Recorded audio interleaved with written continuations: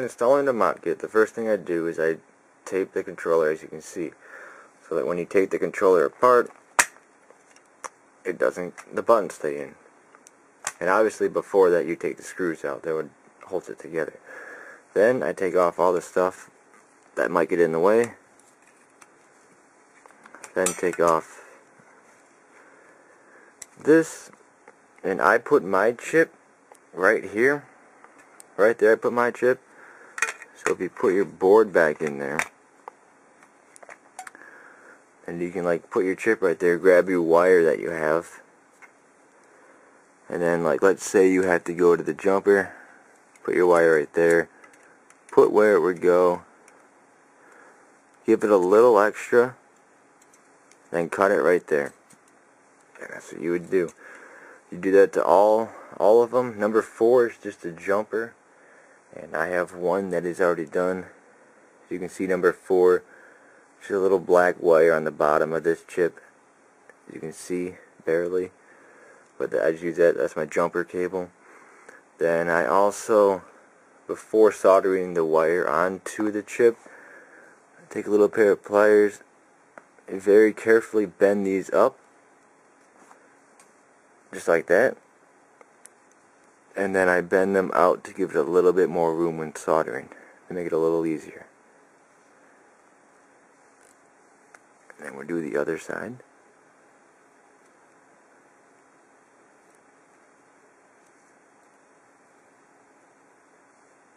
And there, and you just place your wires onto there, put it on a flat piece of cardboard, and then just solder your wires onto both sides, and you have something that looks like this.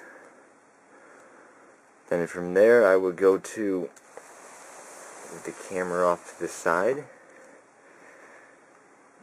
I have helping hands here that help me install this because I don't have anybody to help me. So the easiest one that I do, and the longest wire that there is this one, the right trigger. Just connect it in there like that, make it nice and so. Grab your soldering iron, make a little dab, and that's it. I would then do ground next.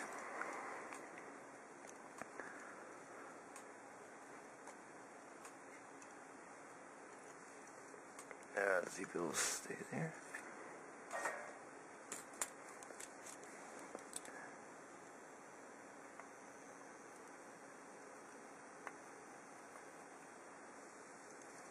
Okay. Then would grab wire 2, which is the LED wire.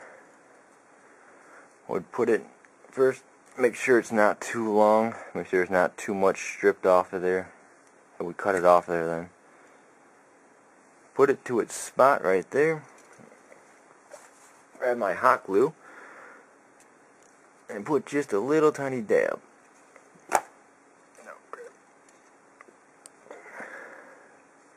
And that would hold it in place right there so it wouldn't be able to move. All that's for newer controllers, or older controllers are like that too. This type of controller, you could just go right up through the holes on the bottom. Right up through the bottom hole. If you can see that on camera. Go up through there.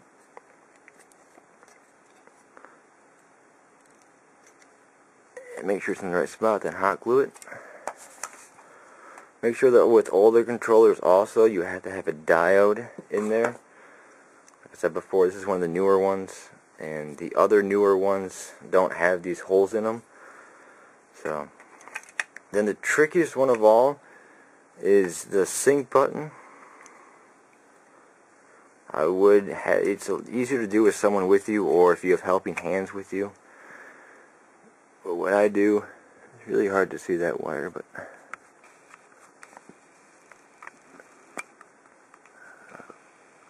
right there's good.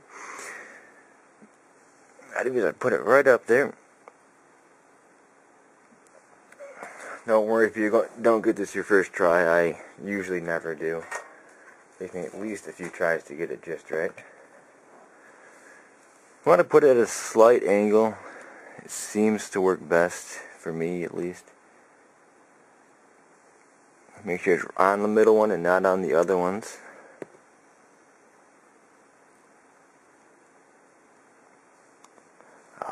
May or may not be connected, I'm not 100% sure yet. But then what you would do is you would connect the positive wire to the positive spot.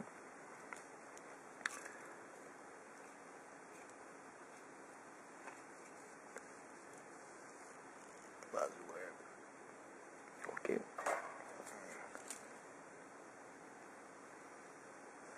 There we go. And then you can put it back down in.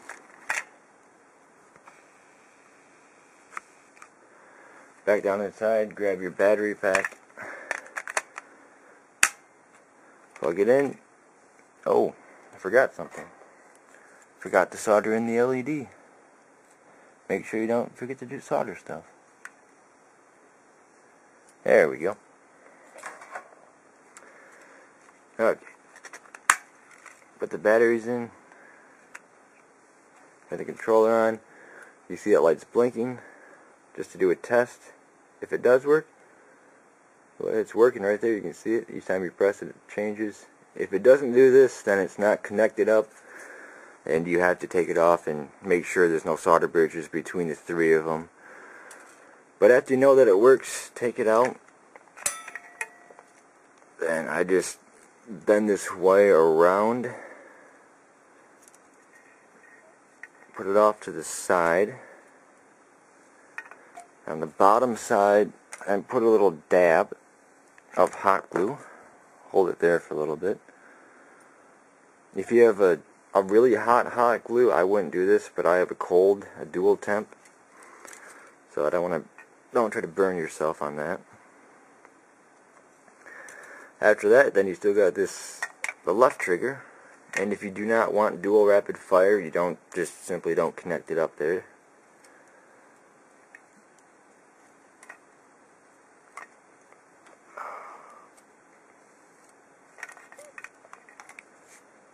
I can bend this thing down. There we go.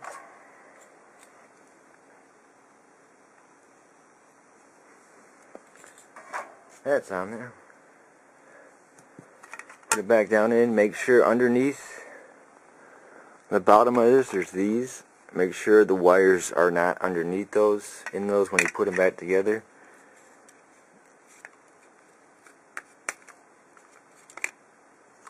Make sure the wires are all out of the way. And there. Put the battery pack in. Put this back on just to make sure that this works. You can see that it works. I would then put a hot glue on this just to make sure that it does not fall off. And then you can start putting the chip in place. Once you know that it works and that chip works and everything all works good, put the rumble pack back in place. It's a lot easier to do when the controller's not together. Make sure those wires are not pinching again. Push this back into place. Then when you push it back, sometimes the wires go back here. I think they're back there this time. The wires go back there and they cause noise, and they just get annoying after a while. Just want to make sure they're bent over in the right spot. There we go.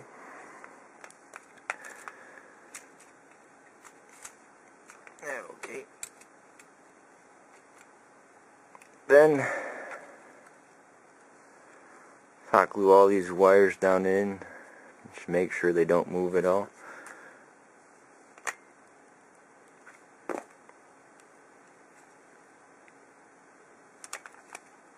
Okay, the trigger one.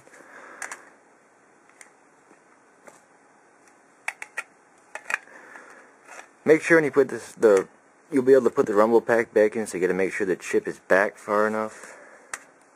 You want to put like a few squirts or pumps or whatever you want to call them back in there.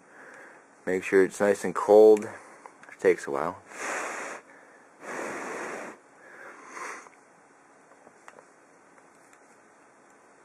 Just do another test just to make sure that it works before we get it all back together. Okay. Then clean up all the little strings from the hot glue if you want.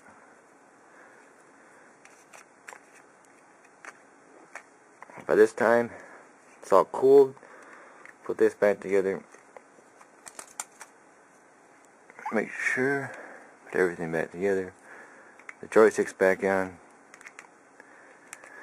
And what I do is I cut a little slit out of here, allowing for the wire to go nice and easily underneath. Extra hot glue.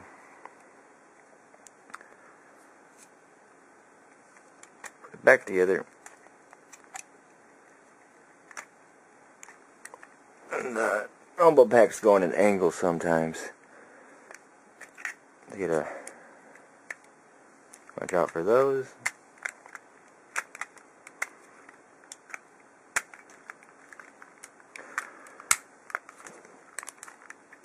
And obviously what you do next is you put the screws back in and you attach to your controller. It works, but for this I'm just going to hold the controller tight together, push the button, make sure all of them work. And if you have an Xbox, I don't have an Xbox nearby, you would then test it to make sure it works and everything. Also make sure that your buttons are bouncy. If not, then the pad inside is not in the right spot. But there, you've just soldered or mounted your controller. This happens to be a 3 mode. You can have 3, 10, or 18. And thanks for watching.